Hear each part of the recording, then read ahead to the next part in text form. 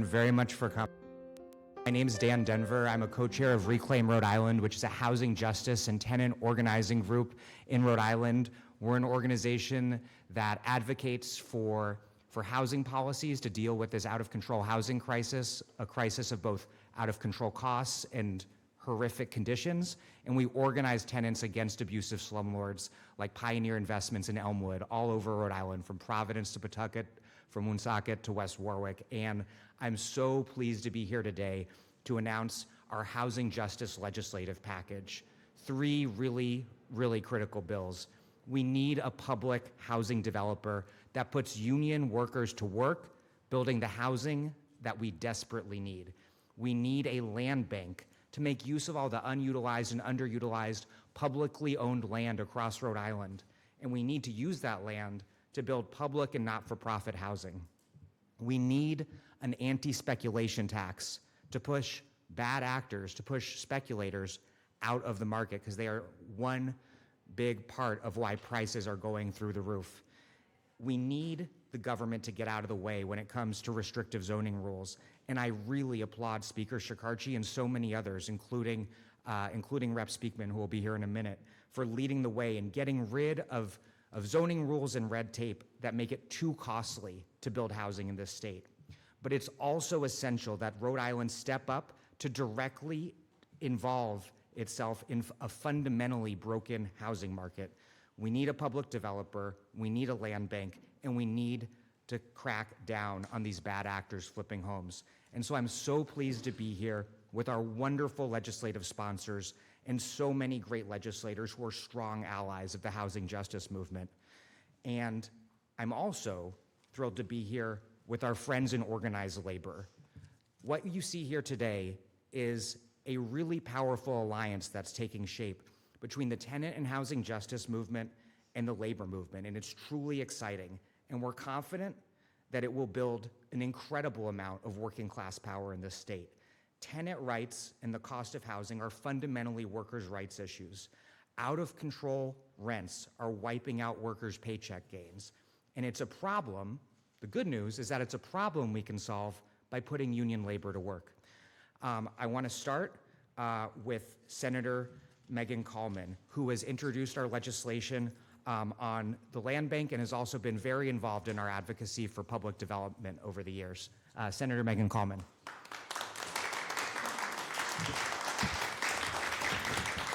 Thank you, everybody.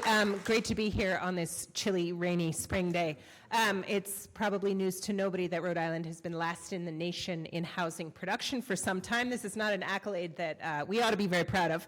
But in the past few years, the General Assembly has made really important historic strides towards rectifying that, and we've made big commitments towards the creation and production of more affordable housing. But now we need more tools. So more tools to move faster and more consistently. So I'm really pleased this session to sponsor the bill to create a land bank. This is a tool that would give the state the opportunity to acquire vacant land, either to use itself in the form of a public development or to sell to a nonprofit partner so that they can develop it. Again, the idea here is to be nimble and to be able to move quickly on properties that are available to us. And, most importantly, to make sure that we are efficiently using vacant land. There are many press conferences or bill signings when I come up here and I talk about that period in my childhood when I lived in the back of a camper van with my family. And I will mention that it pinches every time. But I do it to keep it fresh and to remind us all of what the stakes are, because there are families across the state that are experiencing that or something similar all the time. And even if we get to work today, it's going to take us 3 years to get up to the kind of housing stock that would keep everybody safely and affordably housed. So thanks for being here.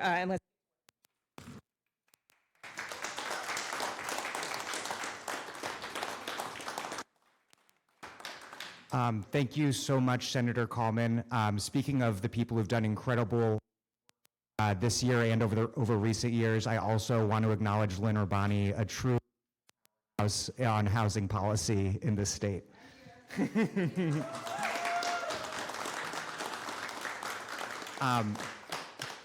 Next up, Senator Jake Basilian, who is a sponsor of our public housing developer bill in the Senate. Senator, come on up. All right. Thank you, Dan. Thanks, Reclaim. Thank you, our friends in labor. Give them a round. And, first and foremost, I'm sorry if I'm new to this, but I am new to this. This is my first press conference, so bear with me. But it's an honor to stand before you today. Partners, whether it's staff at the State House, whether it's our colleagues down the hall in the House. And we have to give credit where credit is due to Speaker Shekarchi and Senate President Ruggiero. Over the last 2-3 years, the sessions up here have seen a bevy of bills make it across the finish line to begin to finally deal with Rhode Island's housing crisis. Year after year, last in the nation and new units produced, have led us here. But I stand before you as an elected representative of a district that is dealing with a number of different consequences of that neglect. Specifically, as it relates to myself, my community, and this bill, those are folks that live in public housing. So I am tremendously excited to introduce a bill that would create a $50 million revolving fund to begin reinvesting in our public housing communities and also build new ones, built on new ideas as well. I represent Carroll Tower. I represent Chad Brown. And those communities, as I went to see that neglect, to see that despair, what we today, when we talk about our future, it's not just about building housing, but it's about rebuilding hope for them in those communities. And so this fund will empower our public housing authorities across our state to reinvest in properties like Chad Brown, Carroll Tower. But it'll also allow our public housing authorities to draw inspiration from success stories across our country, new models for growth, for economic progress. Right now, studies are being done. We're looking at Montgomery County, Maryland, where you have the ability to embrace new developments where market rent units subsidize affordable units and can lead to more of that revolving and more of that economic progress. Under this model, public housing authorities across our state will embark on a new era, constructing a generation of mixed-income public housing. But we won't stop there. No, we're going to set the bar even higher. Major public housing projects will be union-built.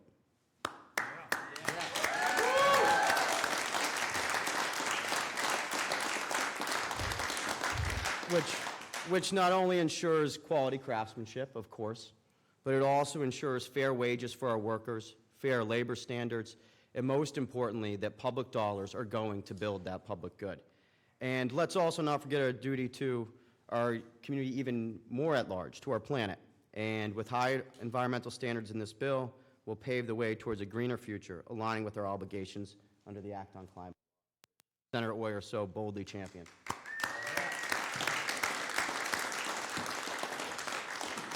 And really, I think what we've seen over the last 2 years in closing with more than 24 new bills to deal with the housing crisis, new laws on our books, is that we are no longer willing to accept the status quo. And whether that's creating a pathway to quicker, more units in the market, or also understanding that the status quo has really meant decades of neglect and despair for the individuals that live in our public housing. And no one should have to have seen what I saw last summer as I walked Chad, as people opened their doors, their homes to me, and the themes and the concerns and the issues were the same. And the idea that we can begin reinvesting in those in a revolving fund is not only exciting, but I think also long overdue. And let's move forward together. So thank you. Thank you very much, Senator. I'm particularly pointing out the environment because housing is one of the most substantial contributors to greenhouse gas emissions, and dealing with housing and making them zero emissions sector being in the lead of new housing construction is a key way to get that done. Next up, Senator Don Oyer, who not only got this amazing Act on Climate law into place, but has introduced a bill to crack down on housing speculation. Senator. Thank you, Dan. Thank you to the entire coalition who's working on these such important. Rep. Speakman House has been so instrumental, and thank you for being my partner on this piece of legislation. Also, just want to do a quick shout out to some of the other elected officials in the room. Senator Linda Ujafusa is here, and Senator Mack is here, Rep. Cherie Cruz, as well as Rep. Jason Knight. And I know some of the other folks are speaking, so I'm going to let someone else back clean up if I miss somebody. But yeah, I represent, what folks' perception is one of the wealthiest communities in the state. The reality is, my community is a tale of two cities. We have some of the wealthiest and some of the poorest residents in the state that live in my district. And then we have the middle class that's being squeezed out. So where this bill really came from is that idea that I have seen what has happened in the last 7 years since I've been elected. 7 years ago, when I ran for office, everyone on the doors was talking about housing costs. I would come and I would talk to policymakers. Don't talk about housing, there's nothing we can do about it. I am so glad that this group of folks recognizes that there actually is something that we can do about it, and that we are putting together aggressive policies to change the status quo to address this crisis. The policies that we have in place right now are not working for working people. That's what this bill package is about, and I'm very proud to stand with you all as we hope to make these gains in this legislative and future legislative sessions. The reality is that property speculators are gambling on their future at the cost of everyone else. Those property flippers drive up the cost of property for everyone in the community. Start losing year-round residents and we start turning investment properties, communities lose their soul. Communities lose their soul. We lose volunteers in schools. We lose the people who run the PTAs. People who are working in the fire department because they can't afford to live in the community that they serve. So for me, that's why this bill is so important, because economic policy is not an accident. It's a policy created by lawmakers, and we have the chance and the opportunity to be better. So thank you all. Looking forward to working together. Thank you. Thank you so much, Senator Royer. I think it's incredible that you're leading. What's happened in Newport is unacceptable, and it's also what could happen to all of the state if we don't get ahead of this problem. I also want to recognize some other legislators in the room. I just saw Senator Miller come in, Rep. Slater, Rep. And I think I missed someone. Oh, Senator Gu. Hello. Thank you. Again, labor is really essential, really exciting, and brand new, and I think the power of the tenant and housing justice movement, the labor movement coming together is going to be something. Next up, Pat Crowley, Secretary Treasurer of the AFL-CIO.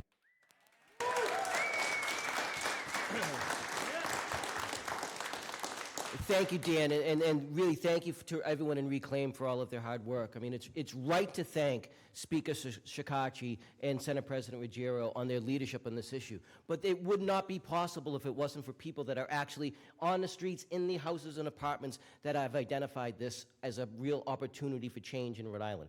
It wasn't that long ago when people in this state and in this country said that if the one role the government has in public housing is to do nothing, get out of the way, that the government can only be there to screw it up. How's that worked out for us? It hasn't. Working people are starving for housing. The working class and the middle class are having all of their money that would be going back into the economy into the hands of rich landowners and rich housing advocates. This is not the way this economy is supposed to work. We can't let the government act like they're a bad 1990s neoliberal tribute band.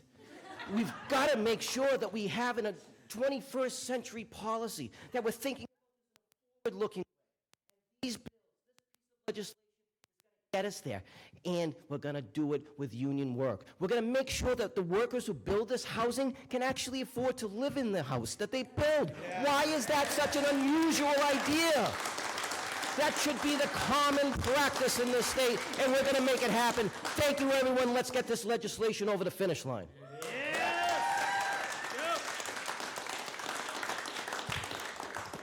Thank you, Pat. I knew you would not disappoint.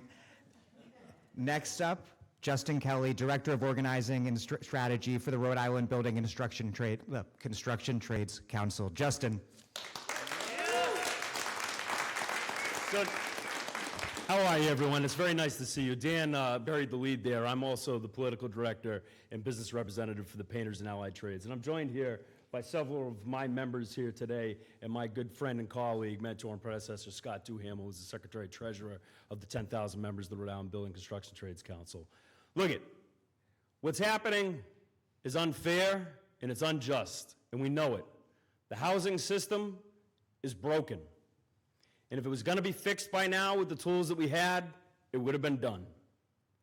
The fact is, we need to take a new approach. But it's not a new approach when you really think about it.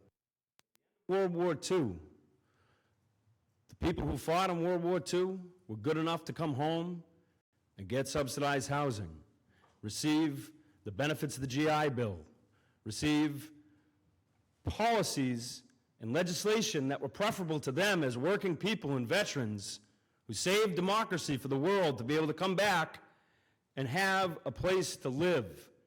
And coincidentally, or not so coincidentally, that was the height of construction unionism in this country. 80% was unionized. We used to build housing. Now, every day, myself, my colleague, Rob Hill, who's an organizer with us, who stands behind me here, shoulder to shoulder, we walk on the job sites, the underground economy in action. Working people in the worst possible conditions that you could think of, building housing that then they cannot afford to live in. That's wrong. It needs to stop. And what we see here are a series of proposals and legislation that would fundamentally change that, and fundamentally change it so that we can do what really the dream of America is. Give everybody who wants to work hard and put in an honest day's work, an honest day's living, to be able to provide for themselves and their families. So we know that together, with our friends at Reclaim Rhode Island, our friends here in elected office, we're going to get this done, and we're going to lead the nation in changing the way things go. Because no one who works, well, no one, period, deserves not to be able to have a house to stay in at the end of the day. Thank you.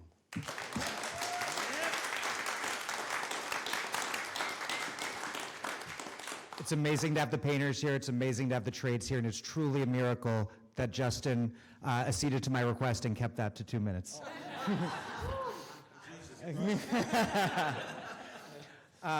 Next up is Jesse Martin, the Executive Vice President of SEIU 1199 NE, which has not only been an amazing partner to Reclaim on backing this critical legislation, but has been working really close with us to figure out how to apply their labor organizing model to tenant organizing, which is something we'll be talking a lot more about soon. But I cannot thank 1199 enough for the solidarity that they've shown to the tenant movement in this state. Jesse. Thank you. Thank you, Reclaim. We represent over 5,000 caregivers and service workers across the state of Rhode Island. The fight for housing justice is also the right of justice for health care. When you don't have a stable place to live that you can afford, how are you able to make sure that you're healthy? How can you make sure that you're getting the right services to your families?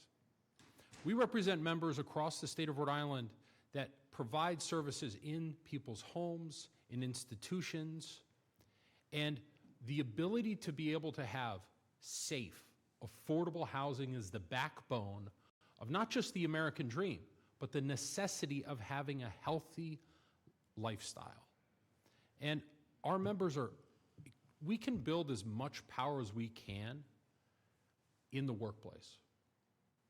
Okay, we can fight for wages and benefits, affordable retirement, safe staffing levels, making sure that workers and patients get the dignity they deserve, but that can't stop the minute people leave the doorstep of their facilities.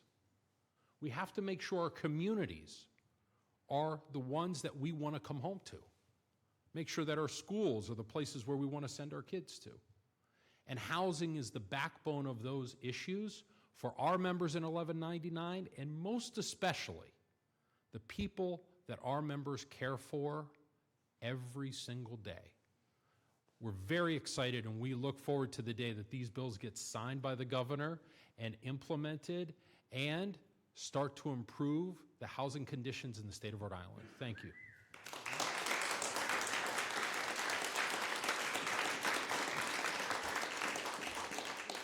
Last but truly not least, we have sung the praises of every legislator up here who's done such incredible, important work on housing. We've talked about the important role that labor and tenant organizers play. We've sung the praises of Speaker Shikarchi and Senate President Ruggiero. So many people have been contributing to fixing the housing crisis in this state. But truly last but not least is Rep. June Speakman, the House sponsor of all of these bills and the chair of the Housing Commission, who has just put in so much time to trying to solve this crisis and so much just intense analytic energy. Rep. Speakman.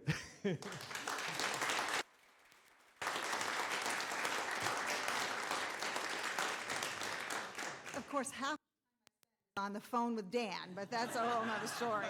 So thank you all, and I know you've heard the details of the bill, so I won't go over those. I was talking to Brother Crowley over there a couple of years ago when we were working on an environmental bill together, and I said, where are y'all on housing? And he said, we'll be there. And here you all are. So thank you, brothers, for showing up. I really appreciate that. And then I looked around, when I got here 5 years ago, I looked around the chamber in the House and said, so who works on housing? Who works on housing? And here y'all are, House and Senate, folks who are working on housing. Now, it's really wonderful to see the energy building and more legislators joining the fight and the bill and the large number of bills that we look at and pass. So it's wonderful to have this energy finally behind this essential human need. And again, I want to thank Lynn Urbani from the policy staff, who works incredibly hard, and I'm sure you have folks on the Senate side who also work incredibly hard on the text of these bills, but we have to get this done. We have a lot of work to do to get all these bills passed, and I look forward to working with all of you. So thank you very much, and thank you, Dan, and Reclaim. Thank you.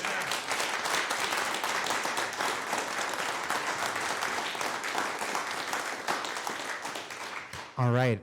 Any questions before we get out of here? Because I know people have to go to session. Okay. Well, any press who have questions, to reach out to the reps directly, or oh, Speaker, thank you for coming.